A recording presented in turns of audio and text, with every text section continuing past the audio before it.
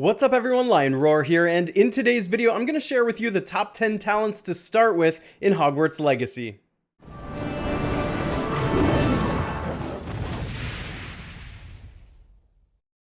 But first, download Gemstone Legends, a mobile RPG puzzle match game.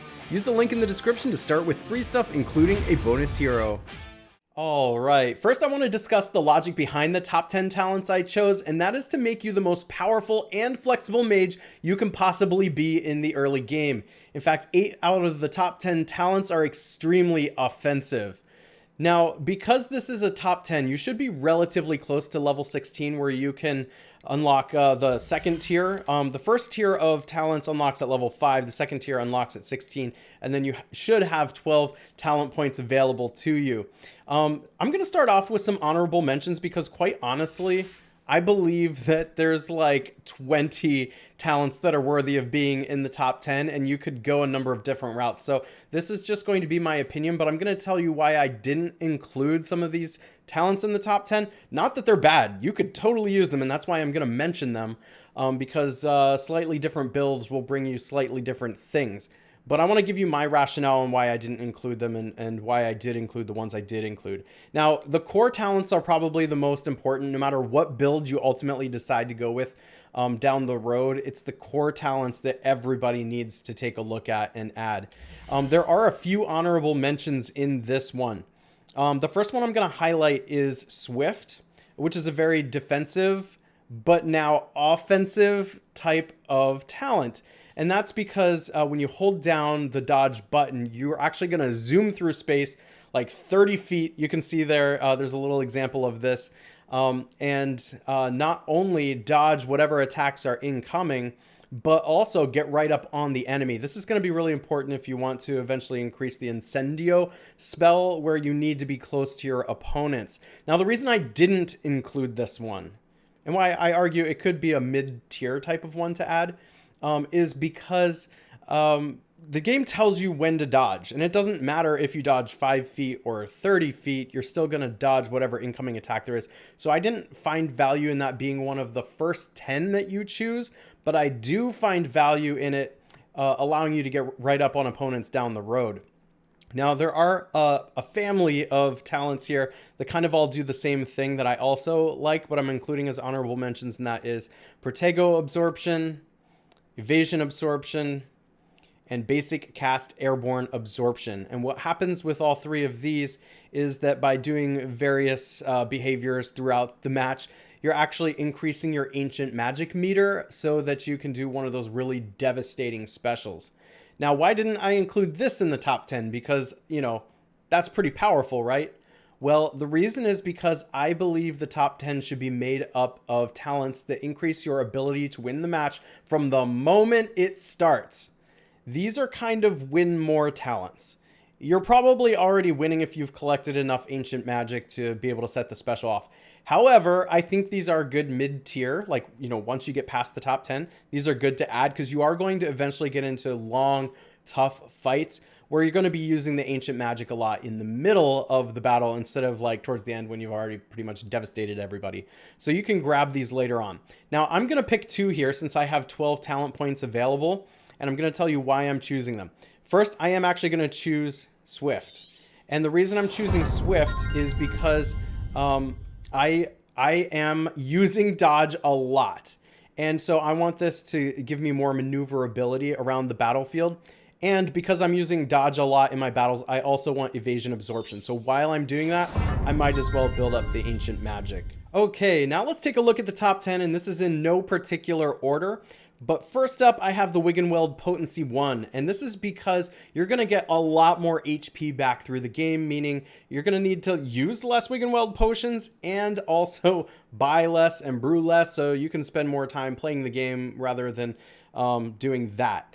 Now, I struggled with whether I wanted to put this in the top 10 or not, because theoretically, because the game tells you when to dodge, if you're dodging when you're supposed to or countering when you're supposed to, you shouldn't ever take damage. But I know most of us are gonna get hit at some point, and this just makes it a little easier to last in the battle because you're gonna just gain, this basically just gives you so much more HP to last through a battle.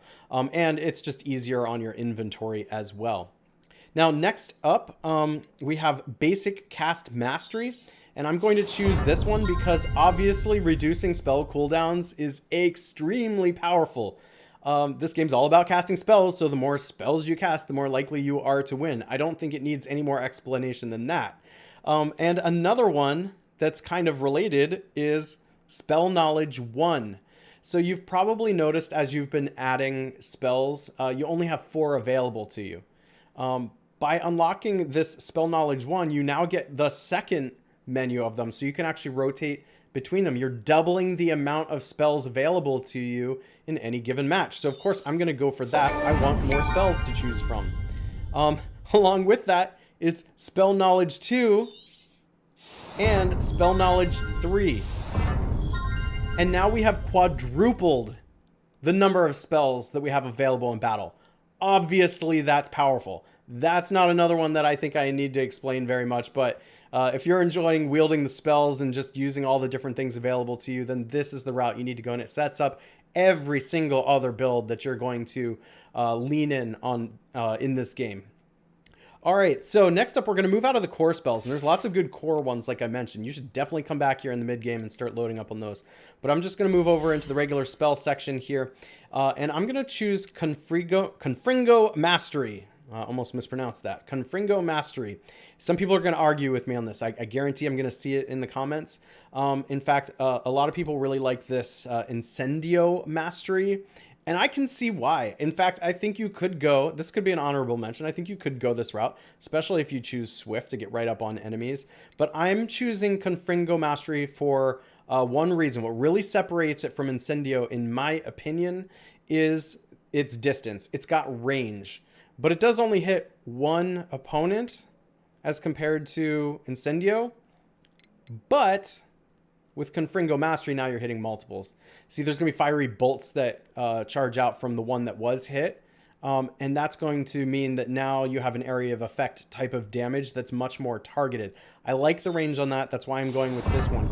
But not only that, the reason I'm going with this one is because it pairs and synergizes really, really well with our first Dark Arts one. And that is Blood Curse. Dealing damage to a cursed target inflicts damage to all cursed targets.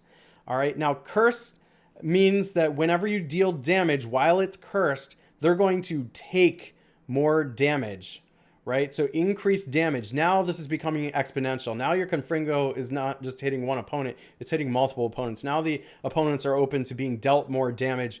This is obviously going to kill opponents very quickly, and you can do it at range. Unlike, in my opinion, Incendio. But if you're going to get right up on opponents with Swift, that's fine. You can go that route if you want to. Next up, we have... let's go with the Disarming Curse. So Disarming... Expelliarmus is obviously a really powerful spell in that you can knock the weapon out of an opponent's hand. And so I'm going to pick this one because now, obviously, we just talked about Curse, dealing more damage to an opponent. Early on in the game, you really need to knock the wands out of wizards' hands or those soldiers with the really big axes. Those are devastating. You need to knock that away. But now they're cursed, too. So you can kill them before they get their weapon back. I think that's important. And then one more in the Dark Arts here, and that is Enduring Curse, which means those curses are going to last longer. If they last longer, that means they're easier to kill, and you win the match quicker. This also sets you up really nicely to go down a Dark Arts path if you want to, and let's be honest, I know you all, I'm talking to you, we all have a Dark Arts streak within us. You're no different than me. Everybody's tempted by this one. We got some really powerful ones up here in level 22, including Avada Kedavra. So you can work towards that if you want to. I'm not saying you need to go Dark Arts. I'm just saying you're already on that path if you want to. And then lastly, we have one talent point available, and this one's more of a utility, and that is Human Demiguise. All right, you know, if you've been sneaking around Hogwarts already, you move really slowly. But now, not only are you hiding, but you can sprint while using Disillusionment. And that just means you're going to be able to get away from enemies faster without being detected. And also just play the game faster. So you can spend more time playing and less just like crawling through the map. So this is the last one I'm going to go with. That's my top 10, what I'm starting with. Of course, everybody has a different play style. I want to know what you think is the top 10. If you have talents you think are different or ones that I should have considered in the top 10 that I haven't even mentioned, I'd be glad to know. Make sure to let me know in the comments. And if you haven't already, make sure to like, subscribe, and hit that bell notification. And I will catch you in the next one.